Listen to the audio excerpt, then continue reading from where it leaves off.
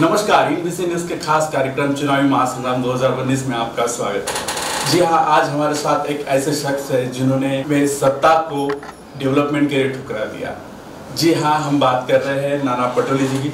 नाना पटोले जी, NBC news के खास कार्यक्रम चुनावी महासंग्राम में आपका स्वागत है। जी हाँ, सबसे पहले हम बात करेंगे सर, जो आप नागपुर लोकसभा से आज कांग्रेस के लोकसभा कैंडिडेट के ऊपर के आए हो, क्या चुनौती रहेंगी आपके सामने, ऐसा लगता है?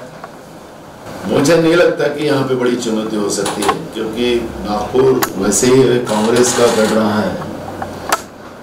डेमोक्रेसी जब से शुरू हुई है तो 2 बार यहाँ पर बीजेपी के सांसद चुन के आए हैं, और लास्ट चुनाव में गडकरी जी जो चुन के आए हैं, उस समय में जिस तरह से मोदी ने 2014 में वादों की मार्केटिंग की थी और सपने बेचे थे, उसी आधार पर गडकरी यहाँ पे जीत चुके हैं। लेकिन यहाँ पर बाबा साहब अम्बेडकर की दीक्षा भूमि है और एक बड़ा विचार नागपुर से ही जाता है, और इसलिए हमेशा नागपुर ये सेकुलरिज्म के व्यवस्था का साथ में रहा है।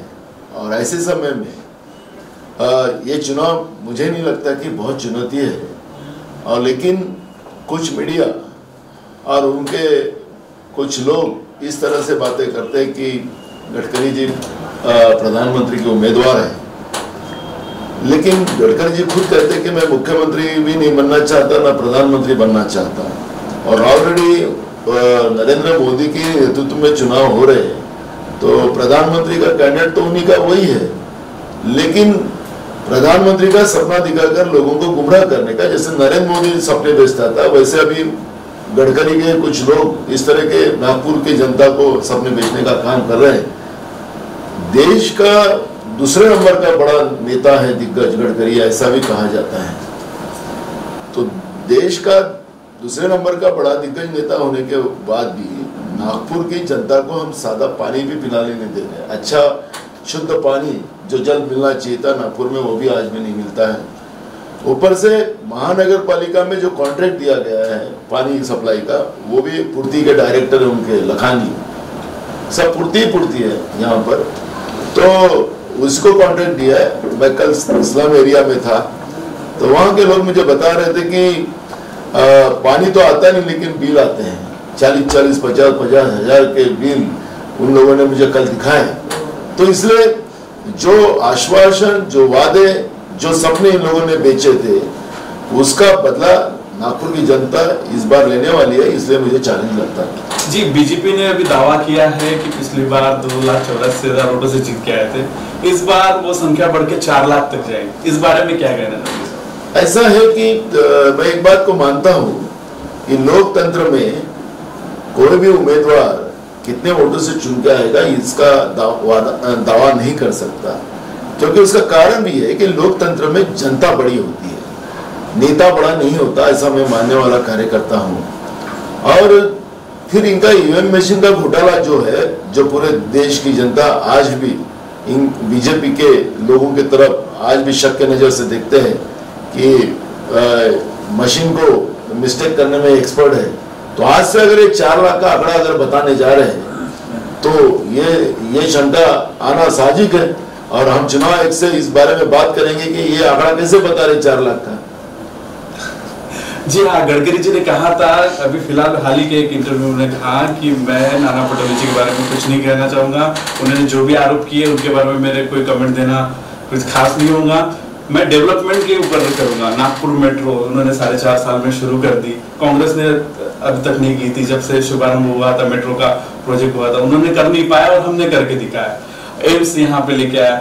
ऐसे कई डेवलपमेंट के मुद्दे पे नितिन गडकरी यहाँ इलेक्शन लड़ने वाले, इस बारे में आपका क्या कहना है? मैंने तो अभी कोई आरोप ही गडकरी जी के ऊपर नहीं किया, और जब आरोप करूंगा तो उसका जवाब तो उनको देना ही पड़ेगा, क्योंकि डेमोक्रेसी में सत्ता वालों को जब अपोजिशन सवाल पूछते तो उनका उस आरोप जो जवाब होता है उसका सवाल का जवाब देना जरूरी रहता है। यही लोकतंत्र की सही लाइन है। अभी तो हमने कोई आरोप किया ही नहीं। जिस मेट्रो की बात आप कर रहे हो, क्या मेट्रो से नागपुर की जनता खुश है?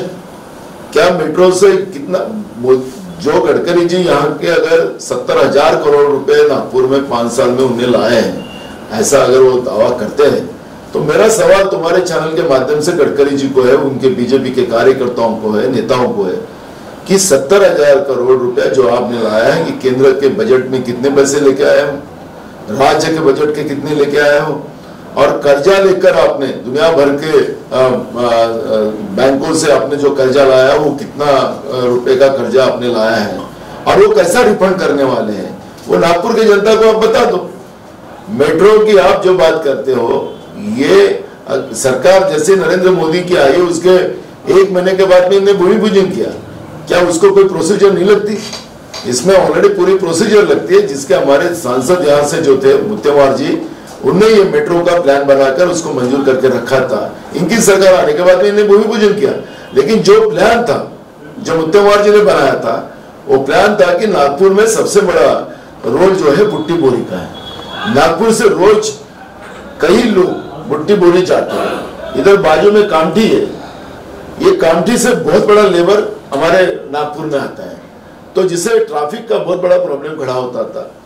बाजू में वर्धा डिस्ट्रिक्ट है, बाजू में भंडारा डिस्ट्रिक्ट है, बाजू में हमारे छिंदवाड़ा है, तो ये सब लोगों को जोड़ने का एक प्लान था। लेकिन गडकरी जी की आदत ऐसी है कि जनता को दिखने के लिए अपने बड़े बड़े स्ट्रक्चर खड़े कर दो। ये जब राज्य के बांधकाम मंत्री थे, तब एक उड़ान पुल इनने यहाँ पर नागपुर में बनाया था, झांसी रानी चौक में। लेकिन ये जब केंद्र में मंत्री हो गए, वही पुलिया को तोड़ दिया। तो मेरा ये कहना है कि आप कोई भी प्लान करते हो तो उसको लॉन्ग टाइम के लिए वो जनता के उपयोगिता में रहना चाहिए। अब तुमने जब उड़ान पुल बनाया था उस समय में, तो क्या आपको नहीं समझती कि वो पैसा तुम्हारे घर का था, वो पैसा तो जनता का था? फिर उड़ान पुल तुमने जो बनाया था वो तोड़ा क्यों? जो आज तुम मेट्रो की बात करते हो, जो तुमने अभी काम पूरा भी नहीं हुआ, और उसको तुमने आचार संहिता का लगने के पहले 2 दिन के पहले भूमि पूजन उसका उद्घाटन किया। उद्घाटन का अर्थ ये होता है कि तुम्हारा पूरा प्रोजेक्ट पूरा हुआ है। मैं आपको ही पूछता हूं, आपने जो बात निकाली, तो क्या मेट्रो का काम पूरा हो गया है? कि किस बात के लिए उद्घाटन आपने किया? लोगों के दिखावे के लिए? इसलिए नागपुर की जनता कोई अनपढ़ तो है ही नहीं। इनके सब ये मेट्रो के पीछे जो छुपा हुआ भ्रष्टाचार है, क्योंकि आपने मेट्रो की बात निकाला करके इसलिए बताता हूं। जो अधिकारी यहां पर है, जो मेट्रो का मुखिया, एक्चुअली ऐसे प्लान के लिए ऐड निकाली जाती है और ऐसे अधिकारियों को यहाँ पे डिप्यूट किया जाता है उसके कैलिबर के आधार पर। इनने तो कोई ऐड निकाली नहीं, सीधा वो आदमी को लाकर बिठाया, ये लोग बोलेंगे वैसा वो काम करेगा, और उससे जनता के पैसे की दुर्गति यहाँ पे हो रही है। कितना बड़ा नुकसान नागपुर का हुआ है, कितने गड्ढे गिर गए, कितने लोगों की एक्सीडेंट हो गए, कितने लोगों के ये गड्ढों के वजह से क्या क्या प्रॉब्लम हो गए, इसका परिणाम सब नागपुर की जनता जानती है। और जो मेट्रो की बात जितना अगर गडकरी जी निकालेंगे, वही मेट्रो इनको गड़ा के रखेंगे। जी हाँ सर, मैं आपसे पूछना चाहूंगा किन मुद्दों को लेकर आप लोकसभा इलेक्शन ये लड़ने वाले हो? मुख्य मुद्दे क्या रहेंगे जिसको आप हाईलाइट करें? देखो, हमारा एकदम क्लियर, और जो वादे हम जनता के साथ करेंगे उसको पूरा करने का हमारा ये रहेगा, क्योंकि इनके जैसे रोज वादे करेंगे और रोज हम झूठ बोलेंगे और बाद में लोगों ने पूछा तो जुमला है, ये बोलने का काम कांग्रेस कभी नहीं करेगा। आपने देखा होगा कि 5 राज्यों में जब चुनाव हुए और हमारे नेता राहुल गांधी जी ने वहां के किसानों को, युवाओं को, गरीबों को जो वादा किया था, छोटे व्यापारियों को जो वादा किया था, वो पूरा करने का काम छत्तीसगढ़, मध्य प्रदेश और राजस्थान में राहुल गांधी जी ने किया है। और ये लोग जो वादे किए उसको जुमले बोलते हैं, और देश के 15 लोगों का 3.5 लाख करोड़ का कर्जा माफ कर कर देश की तिजोरी, जनता का पसीने का पैसा इन लोगों ने लूट के दिया है। इन्हें कहा था कि काला धन लाएंगे और गरीबों के खाते में 15 लाख रुपए डालेंगे। इस तरह के बकवास वादे हम जनता के साथ नहीं करेंगे। नागपुर में हमारे पूर्व सांसद, हमारे नेता विलास मुत्तेमवार जी ने जो मिहान लाया था, वो मिहान ही हमारे लिए सबसे बड़ी ताकत है। वो मिहान को पूरा करना, वहां पे उद्योग लाना और यहाँ पे कार्गो जैसे विमान की सेवा उपलब्ध करा देना, जिसका फायदा, क्योंकि आपको पता होगा कि विदर्भ ये सबसे किसानों की आत्महत्या करने वाला केंद्र बना हुआ पूरे देश में। और किसानों को भी अगर न्याय देना है, युवाओं के हाथ में काम देना है, तो मियान और कार्गो ये दोनों चीजें साइमल्टेनियस हमें खड़ा करना है, जिससे हमारे किसानों को भी फायदा होगा, जिससे हमारे यहाँ युवाओं के हाथ में काम मिलेगा। और वहाँ यहाँ पे जो व्यापार आज बंद पड़ा हुआ है, जो छोटे छोटे व्यापारी खत्म होते जा रहे हैं, ये सबको न्याय देने की व्यवस्था हम करेंगे। यही गडकरी जी कहते थे कि हम इंस्पेक्टर राज खत्म करवा देंगे। आज गडकरी जी आपसे मैं पूछना चाहता हूं कि जो जीएसटी आपने लाया है, तो जीएसटी में इंस्पेक्टर राज खत्म हुआ है? इंस्पेक्टर राज बड़ा है, जो व्यापारी था, छोटा मध्यम व्यापारी, उसको खत्म करने का काम आपने किया। जिन लोगों ने आपको मदद किया उसी के गले काटने का काम आपने किया। हम जीएसटी का भी कानून बदलने जा रहे हैं। हमारे नेता राहुल गांधी ने कहा कि ये गब्बर टैक्स हम हमारी सरकार आने के बाद तुरंत बदल देंगे, जिससे हमारे व्यापारियों को, जिससे हमारे आम जनता को भी न्याय मिले, ऐसी व्यवस्था हम बनाएंगे। क्योंकि लोकतंत्र में, इस देश के आजाद हिंदुस्तान में हमारे देश के सभी लोगों को जीने का अधिकार है, लेकिन नरेंद्र मोदी, गडकरी, फडणवीस की सरकार ने इस देश की जनता का जीना दुभर कर दिया और हम उनको जीने की राह देंगे।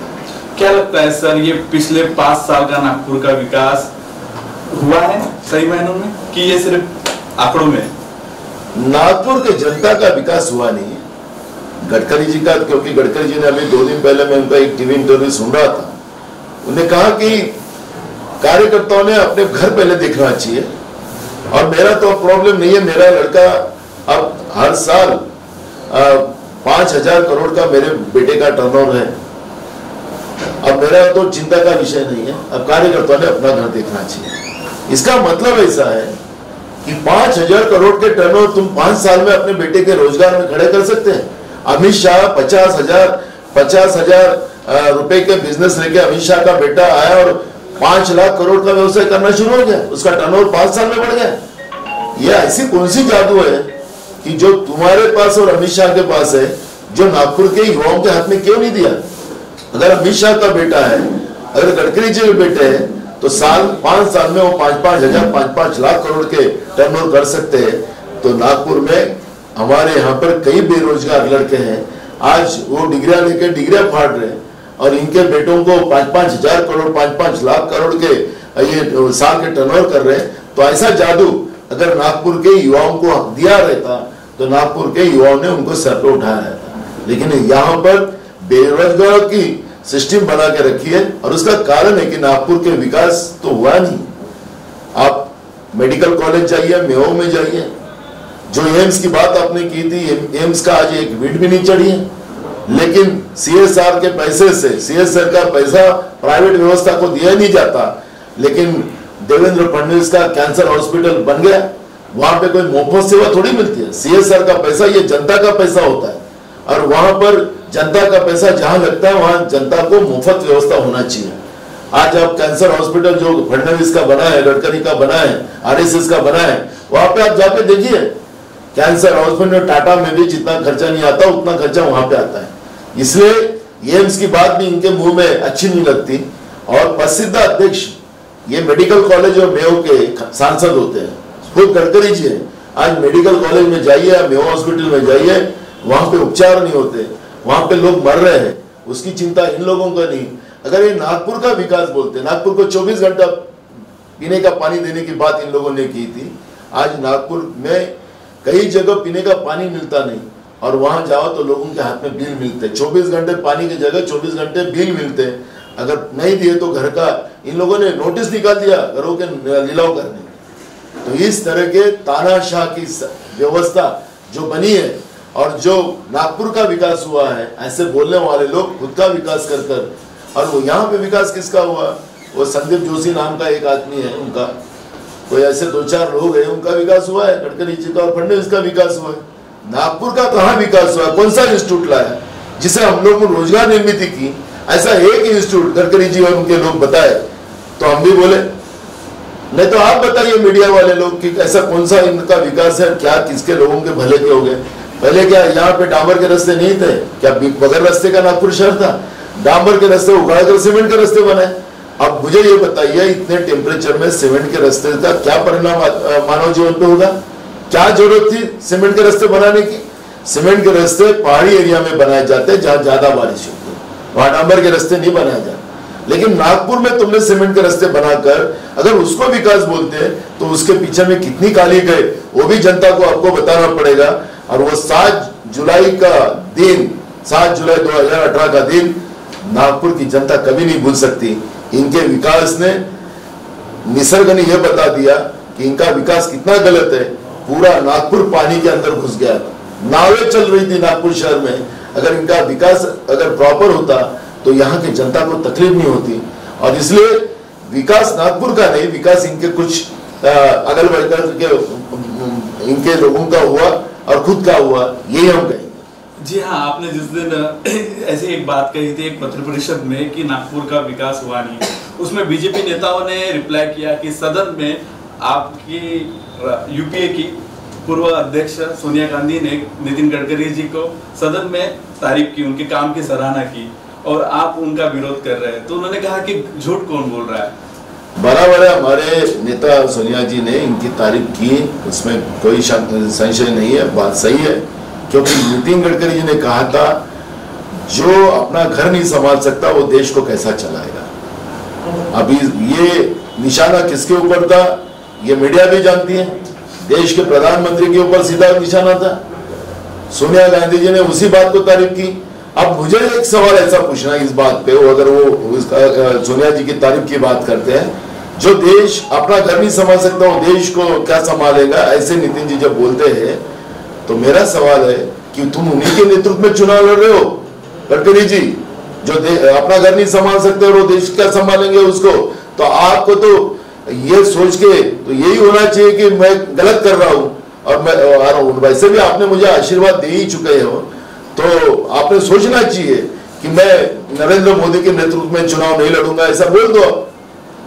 और एक सवाल हमेशा उठते आया है कि नागपुर में इतने बड़े नेता होने के बावजूद कांग्रेस में ऐसा कौन सा पल आ गया कि उनको गोंदिया से, भंडारा से उम्मीदवार लाना पड़ा, ऐसा विरोधी पक्ष हमें सवाल उठा रहा है। ऐसा है कि नरेंद्र मोदी जाके बनारस लड़ सकते हैं, गडकरी जी रामटेक तालुका के धापेवाड़ा गांव के हैं, तो वो नागपुर, क्योंकि वो रामटेक लोकसभा क्षेत्र अलग है, रामटेक लोकसभा क्षेत्र अलग है, वो नागपुर से आके लड़ रहे हैं। मैं तो कोई पाकिस्तान और चाइना से तो आके नहीं लड़ रहा हूँ, मेरा वोट भी है, मैं 20 साल से नागपुर शहर में रहता हूँ। और यहाँ पर आपको मैं बताना चाहूंगा मीडिया के माध्यम से, नागपुर शहर में आज 75% लोग जो नागपुर में बसे हुए हैं वो तो सब गांवों से आए हुए लोग हैं। वैसे में उसमें से मैं एक हूँ, उनके वोट आपको चलते हैं, वो बाहर के लोग नहीं है, वो उनके वोट आपको चलते हैं। लेकिन भंडारा का आया हुआ लड़का यहाँ पर खड़ा हुआ तो आपको तकलीफ होने की क्या बात है।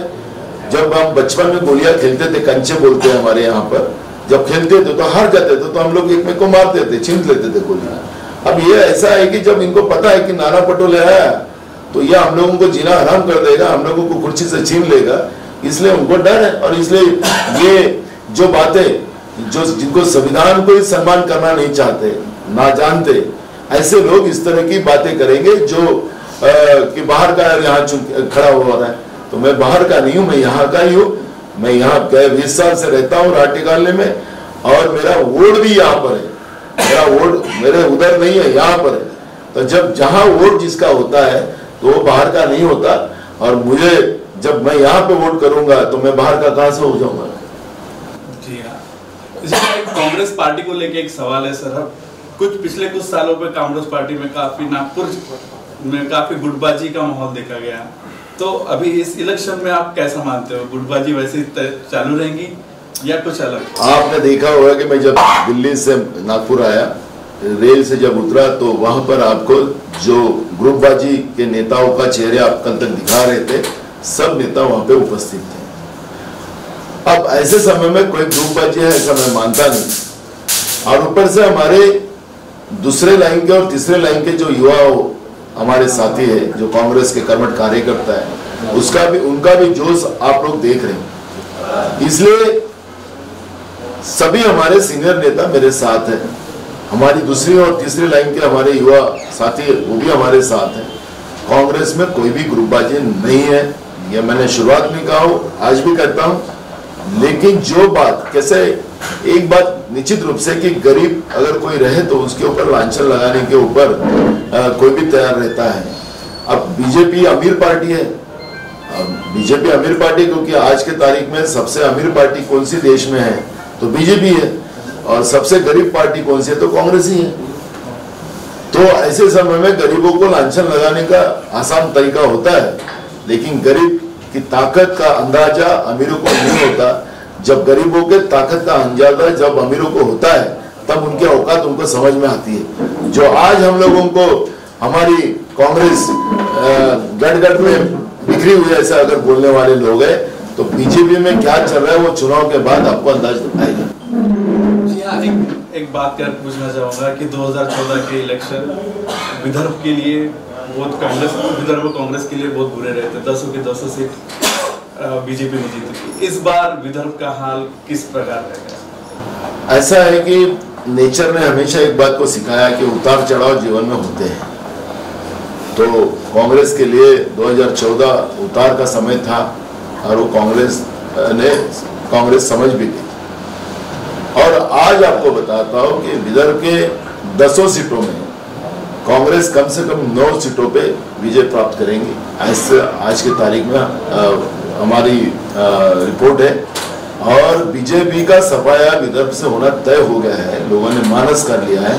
क्योंकि देवेंद्र फडणवीस ने कर्जा माफी हो, युवाओं के नौकरियों का हो, जलयुक्त शिवार के माध्यम से जो भ्रष्टाचार की व्यवस्था बनाई हो, आज तो महाराष्ट्र में 7,000 गांवों में टैंकर शुरू कर दिया सरकार ने।